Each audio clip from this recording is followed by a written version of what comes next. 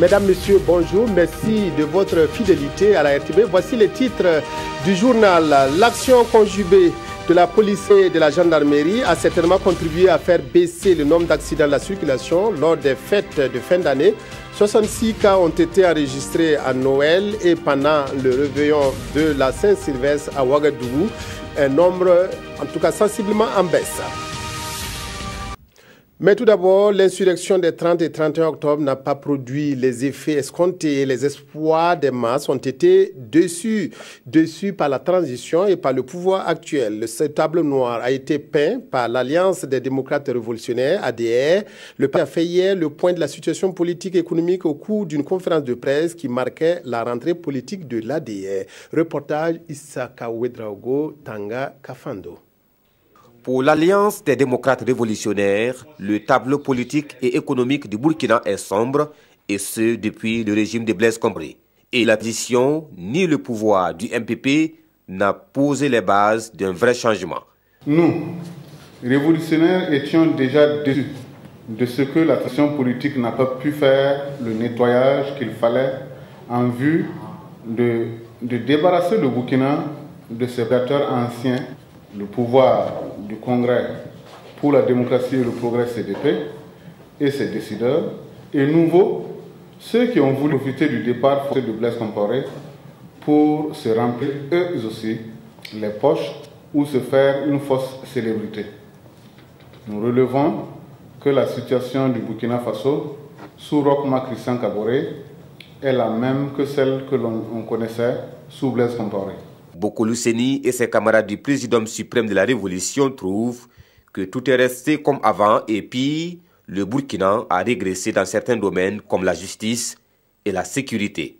Et comme alternative, l'ADR propose un nettoyage de la classe politique et l'émergence d'une nouvelle classe politique, la classe des révolutionnaires.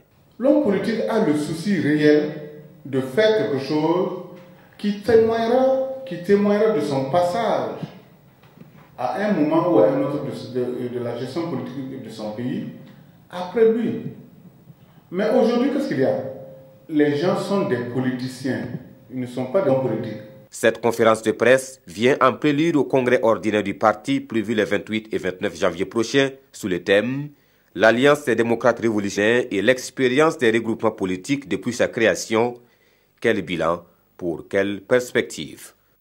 Toujours pas d'apaisement au sein du conseil municipal de Fadangourma. Nouvelle sortie des ex-démissionnaires qui continuent de critiquer la gestion du maire. Principal reproche, le bureau exécutif communal dirigerait la commune sans contre-pouvoir. Précision à Fada de... Ils sont en majorité issus des partis politiques de l'opposition, notamment du Congrès pour la démocratie et le progrès, CDP, et de l'Union pour le progrès et le changement, UPC. Ils avaient annoncé leur démission du conseil municipal de Fadangourma le 13 juillet 2016. Après maintes tractations entre eux, ils ont annoncé leur retour en septembre dernier. Un retour jugé inopportun malgré les différentes démarches de médiation entamées. Il faut souligner quand même qu'il y a eu 4 médiations différentes pour qu'effectivement on puisse retourner vraiment pour le vivre ensemble, travailler ensemble donc pour la cohésion et la prospérité de nos communes. Mais malgré toutes les médiations faites, eh bien, monsieur le maire et son conseil municipal marquent leur refus pour le retour des conseillers titulaires qui ont été votés par la population. Donc, ils préfèrent plutôt appeler les suppléants. Et c'est là que nous dénonçons. À cette conférence de presse, ces conseillers municipaux de l'opposition prennent toutes les personnes ressources de la médiation à témoin et invitent le maire de Fadangourma à privilégier le dialogue. Nous rejetons vivement l'idée de remplacer les conseillers titulaires par les suppléants par le fait que cela entraînera une menace de la cohésion sociale. Attirons l'attention de l'autorité administrative du fait qu'aucun conseil municipal, soit-il ou un maire, ne peut en sa qualité déchoir une décision du Conseil d'État. L'opposition politique prend acte des ajustements et appelle donc la hiérarchie administrative de la commune et aussi le conseil municipal à revoir leur position. Pour rappel, 51 conseillers municipaux de Fadangourma avaient annoncé leur démission le 13 juillet 2016 pour protester contre l'absence de l'opposition dans la présidence de toutes les commissions municipales. Le nombre d'accidents de la circulation durant les fêtes de fin d'année connaît une baisse sensible. 31 cas enregistrés à Noël 2016 contre 37 en 2015, dont 2 décès. Et pour le 31 décembre au 1er janvier, 35 cas d'accidents, dont un décès, ont été enregistrés. Une baisse notable comparée à 2015, où il y avait eu 55 cas d'accidents. Ces chiffres sont ceux fournis par l'hôpital Yalgado Ouedraogo. Reportage Billy Doubazongo, Oumou Sissé. Les fêtes de Noël et de Nouvel An, une période où l'euphorie tourne bien souvent au drame. C'est le cas notamment à Ouagadougou, où la célébration de ces fêtes occasionne chaque année de nombreux accidents. 2016 ne déroge pas à la règle. Mais la bonne nouvelle cette année, les statistiques sont en baisse. Dans la nuit du 24 au 25 et la journée du 25 décembre, alors en 2015, donc du 24 décembre au 25 décembre 2015, on avait enregistré 37 accidentés qu'on a enregistrés, dont 2 décès. Par contre, dans la nuit du 24, nous sommes à 31, donc sans décès, ce qui fait un recul de 6 cas. 31 décembre 2015, 1er janvier 2016, on avait donc 55 accidentés que nous avons reçus, avec un décès.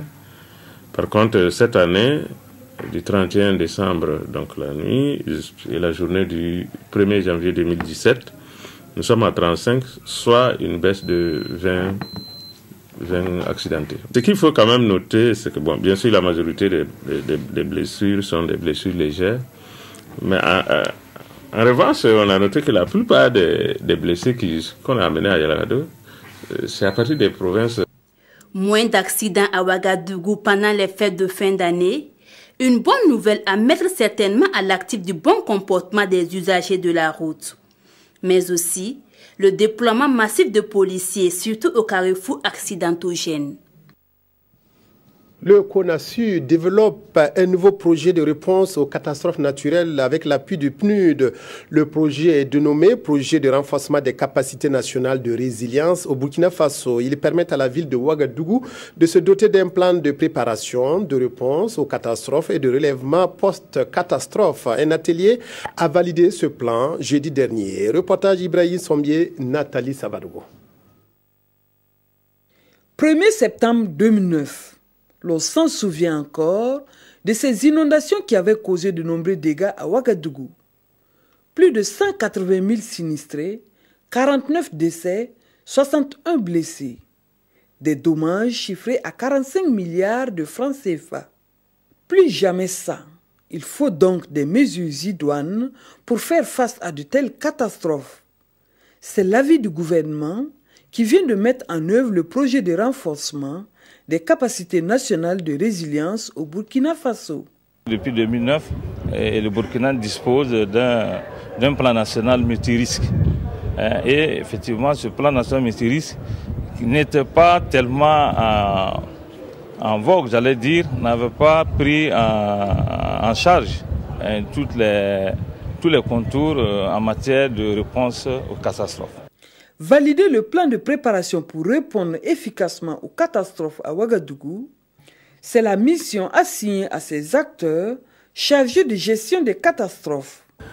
Rien que la catastrophe de 2009, qui reste dans les mémoires de tous les Burkinabés, a montré que si on avait un plan de préparation, les interventions auraient été plus efficaces.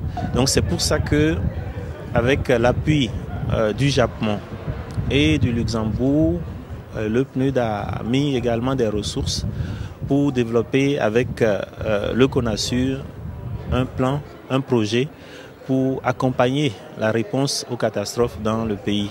Il est question ici pour ces acteurs de définir les actions de réaction et de responsabilité de toute la chaîne d'intervenants en cas de catastrophe au Burkina Faso.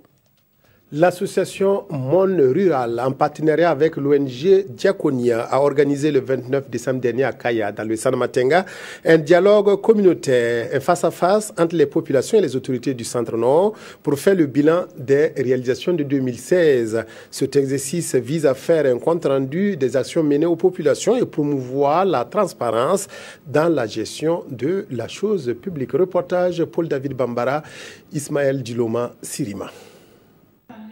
Un exercice de compte-rendu des réalisations effectuées au cours de l'année 2016. Nandi Diallo, gouverneur de la région du Centre-Nord, souligne qu'au cours de l'année écoulée, 125 forages ont été réalisés dans sa région. Elle a également mentionné les 776 tonnes d'engrais et les 170 tonnes de semences mises à la disposition des producteurs agricoles du Centre-Nord. Nous avons une bonne appréciation de la mise en œuvre d'une telle activité qui permet non seulement d'évaluer l'action des gouvernants, mais également d'interpeller les populations sur leur rôle à jouer afin que, de façon synergique, nous puissions se mettre ensemble pour parvenir à une mise en œuvre efficace des actions de développement.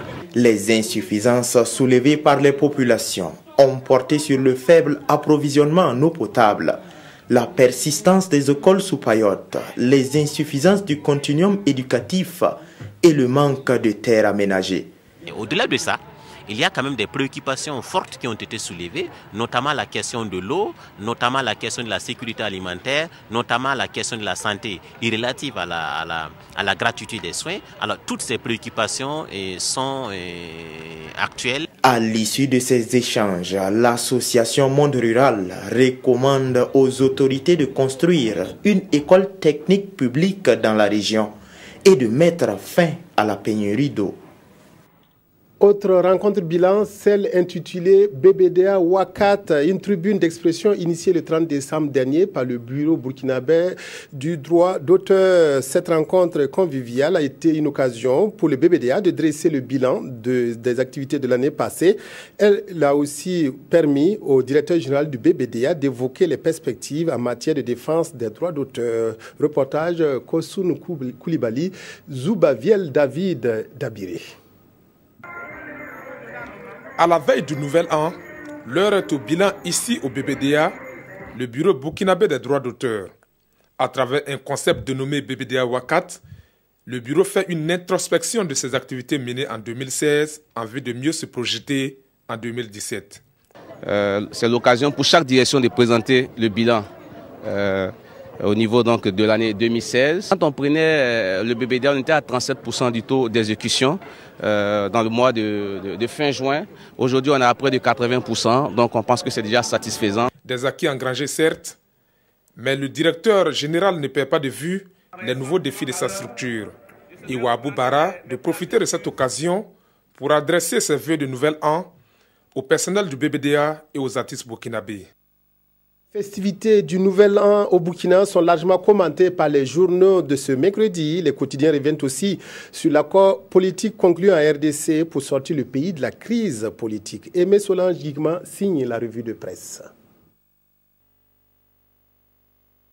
Bonne heureuse année 2017, c'est le souhait des parutions du jour qui relaie également les vœux des partis politiques, des syndicats, des corps constitués du président du Faso dans leurs différentes colonnes.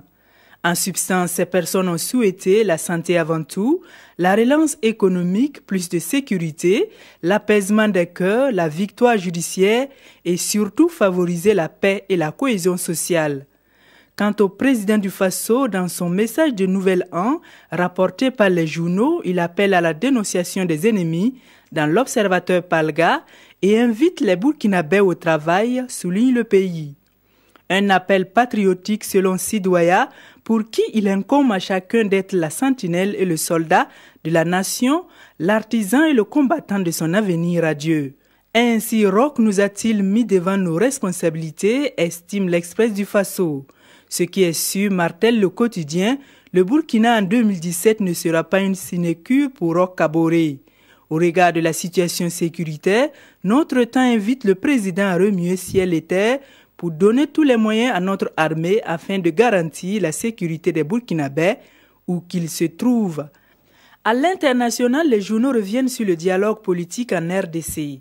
La danse du tango de la majorité congolaise titre le pays à ce propos. Pour l'observateur Palga, c'est que de désaccords sur un accord. Le diable sera-t-il dans les détails s'interroge aujourd'hui au Faso. Pour ce journal, sur le coup de 23h30 du 31 décembre 2016, la fumée blanche a bien jailli du toit du centre diocésain de Kinshasa, même si c'est la quasi-totalité des acteurs qui a donné son quitus. Cette édition, merci de l'avoir suivi en notre compagnie. Bon après-midi et bonne suite de programme sur la RTV.